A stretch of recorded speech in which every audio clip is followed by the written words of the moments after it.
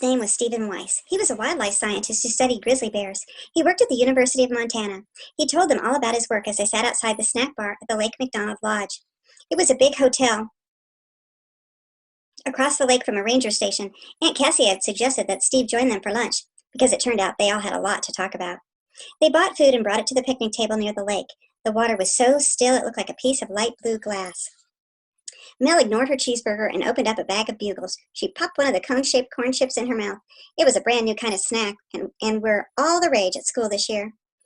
I wanted to know everything about the grizzly that followed you last night, Steve said. He pushed aside his burger and bottle of Coke to make room for his notebook. He scribbled away with his pen as Mel told him how the grizzly appeared from the woods and wound up on the porch. You did exactly the right thing, Steve said, looking impressed. You stayed calm. I don't think that bear was going to attack you. But the way it rose up like that, Mel said with a shudder, that's actually not usually an aggressive stance, he said. Bears stand up on their hind legs to get a better look at things. But if you had to run, or if it had gotten into the cabin, I really don't know. Grizzlies are unpredictable, but I'd say you were lucky. Steve asked her how the bear looked, smelled, and sounded. He was especially interested in the claws. How long were they, he asked. Mel thought for a minute. She stared at one of her bugles, then slipped it over her fingers. It looked to be about an inch long. Way longer than this, she said, holding up her bugle-tip fingers. Steve nodded as he wrote. That makes sense. Grizzlies use their claw to dig for roots and little animals under the ground. It sounds like that grizzly isn't doing enough digging. Steve asked her a few more questions and then finally closed his notebook. All summer there's been an unusual high number of reports of aggressive grizzlies, he said, picking at his burger. You're not the only one who's had a frightening experience. But why are the bears acting that way, Mel asked. There had to be a reason. She gazed at the smoke rising over the north end of the park. Is it the fires? Steve shook his head. It's not the fires, he said. There have been wildfires in Glacier since before it was a park. He pointed to their table, which was now covered with half-eaten hamburgers, crumbled wrappers, ketchup-covered napkins, and bottles of soda. This is the reason the bears are threatening humans. The bears want to eat our hamburgers? Aunt Sally asked. She glanced nervously at Mel, and Mel knew what she was thinking. That sounded, well, kind of crazy. Steve shook his head. Not exactly. The problem is garbage, leftover food. There is trash everywhere in the park, on the trails, in the campgrounds, dumped in ditches. It becomes a bigger problem all the time. Mel thought of her mom, hollering at people who littered. She pictured her tiny mom standing on the trail with her red bandana and peace sign t-shirt, scolding a gorilla-sized man for leaving his empty Coke bottle on the trail. Oops, I skipped a page. Steve leaned forward, his eyes narrowed. Grizzlies are eating the garbage. Some grizzlies have almost stopped hunting and eating berries and plants. They're now eating garbage and whatever food they can find at the campgrounds. Steve told them more about the research he'd been doing, and suddenly what he was saying didn't sound crazy at all. As part of my research, I've also been studying grizzly scat, Steve went on. Mel tried not to smile. Scat was another word for wild bird poop, and it had become Kevin's favorite word. I have to go make some scat, he said yesterday morning as he ran to the outhouse. But what Steve was saying was serious. I've been finding grizzly scat with glass in it, pieces of metal, and plastic, he continued. Last month, the rangers found a grizzly near a garbage dump. It had starved to death. It had glass embedded in its teeth and probably couldn't eat. How terrible, Aunt Cassie and Mel said, pushing away her food. She'd lost her appetite. It is, Steve went on. Some of these grizzlies are actually suffering, and they're becoming more and more dangerous to people. They don't want to stay away from us. They think of us as a source of food. So that's why the grizzlies followed me home last night, Bill asked. It was looking for food? Steve nodded. I'm sure of it. And once it got up to the cabin, it could smell the food inside. A bear's sense of smell is even more powerful than a dog's. And it saw you all as a threat to its food. That's why it became so aggressive. Mel felt shivers. There are hundreds of grizzlies in Glacier. What if all of them started stalking people? How would we ever feel safe in Glacier again? Something had to be done. So Glacier needs to be cleaned up, she said. Yes, Steve said. And there's another problem. Have you heard of the Granite Park Chalet? Of course, Aunt Cassie said. Mel had too. It was a rusty hotel for bikers, way up in the mountains. Mom had always wanted to take Mel there. Wait till you see the view, she would say. Is there a lot of garbage there, Mel asked. She hated to think of one of Mom's favorite places being littered with trash. It's worse than that, from what I hear, Steve said, lowering his voice. I've heard these strange rumors. I'm not even sure I believe them. I just know that something's happening with the grizzlies up there, and I want to find out for myself. I'm planning on hiking up there tomorrow. We should go too, Mel blurted out. Aunt Cassie raised her eyebrows. That's a long hike, Mel. 8 miles each way, Steve said. I'm going to stay overnight. You're welcome to join me. Cassie looked at Mel. You really want to go? Mel thought for a minute. She'd never hiked that far, and what if they saw a grizzly? But Mel didn't answer. What was happening at Granite Chalet she wanted to know. I can do it, she said. Cassie smiled. Okay, it's a plan. They finished their lunch and gathered up the trash. The garbage can was already overflowing. Mel bent down and quickly picked up the wrappers and dirty napkins that were scattered across the ground. And then she looked around to see if there was any litter anywhere else. Broken glass glistened in the dirt. Paper bags lay crumbled under tables. There were even straw wrappers floating in the air like ghostly little birds. It would take hours just to clean up this one small area. And that's when Mel truly understood all that Steve had told them. It wasn't the bears that were the problem in Glacier. It was the people. All right, I think we have time for one more chapter, chapter 11. It's now Tuesday, August 8th, and they're at the Granite Park, Glacier National Park, 1 o'clock in the afternoon.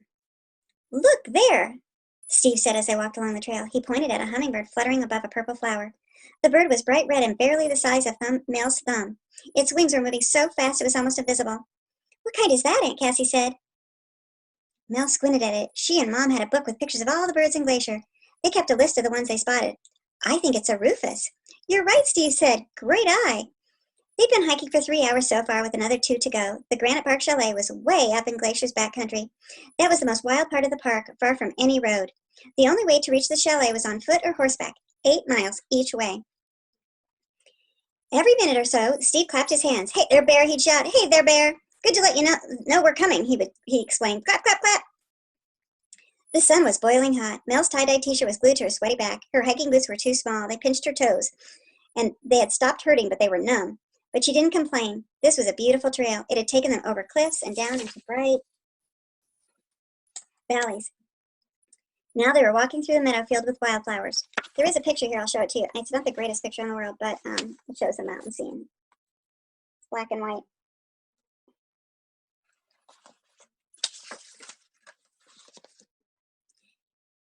There were more colors up there than in a jumbo box of Crayolas. Mel took swigs of cool water from her canteen and munched on nuts and raisins that Pops had packed for her. He hadn't been thrilled that they were heading to a place crawling with grizzlies, but Cassie had convinced him that they'd be safe, and he was as eager as they were to find out what was happening there. As Mel walked behind Steve, she noticed a jagged purple and red line snaking down the back of Steve's right calf. Mel had never seen a scar that big or angry. Kevin would be fascinated. She wanted to ask Steve about it, but right now he was busy telling them all about the grizzlies eating in the wild.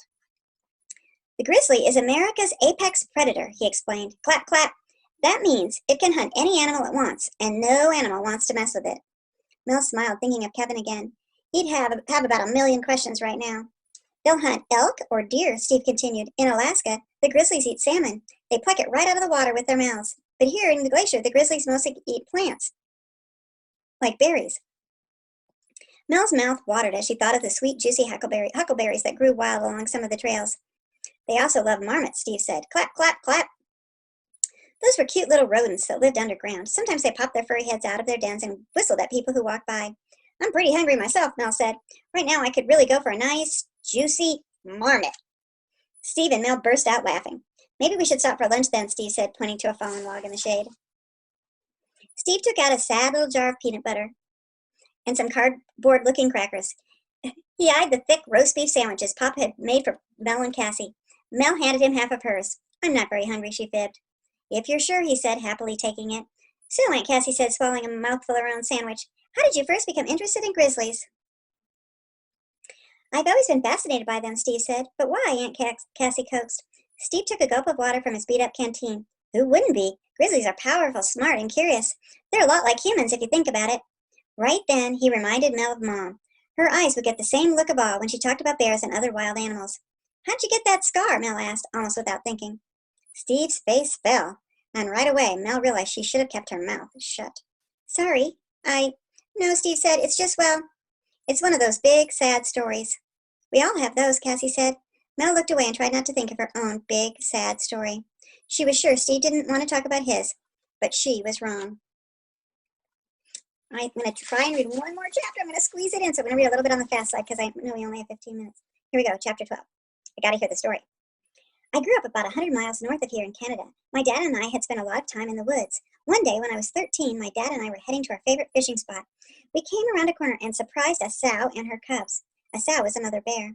Mel's stomach clenched. She knew what was coming. Mel had heard gruesome stories about it for years of hikers slashed and bitten and half eaten by mother grizzlies. The sow went after my father first, just slammed him with her paw. My father went down so hard it was like he'd been struck by a sledgehammer. Then he fell, he cracked his head on the rock. Steve took a breath. Then the grizzly turned to me. Cassie's hand had crept over and was now gripping Mel's. They were both stopped eating.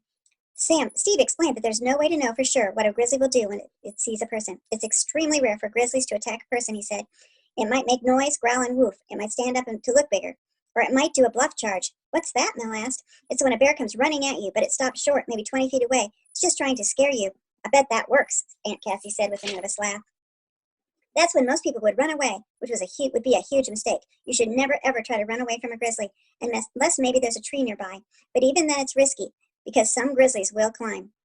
So what should a person do if they think a grizzly is attacking? Aunt Cassie asked. Drop down and play dead, Steve said. That's what I did. The grizzly came charging toward me, and I could tell she wasn't bluffing. How? Mel asked. She was silent. Her ears were pinned back. She wasn't trying to put on any big noisy show to scare me. She saw me as a threat to her cubs, and she was going to eliminate the threat. So I dropped down on my stomach and I glued myself to the ground. I clasped my hands behind my neck to protect it. The grizzly slashed my back with her claws. I was lucky I had my pack on because it protected my spine from her bites. Mel cringed. I stayed perfectly still and quiet as she bit and clawed at me. I dug my toes into the dirt so she couldn't flip me over. I didn't want her to slash my face or crush my chest. The whole thing was over in less than a minute. When I finally got up, she and the cubs were gone. I was in pretty bad shape. The worst was my leg. She sliced it open with her claw. He pointed to the scar. And my dad? It wasn't the bear that killed him. It was the rock he hit when he fell.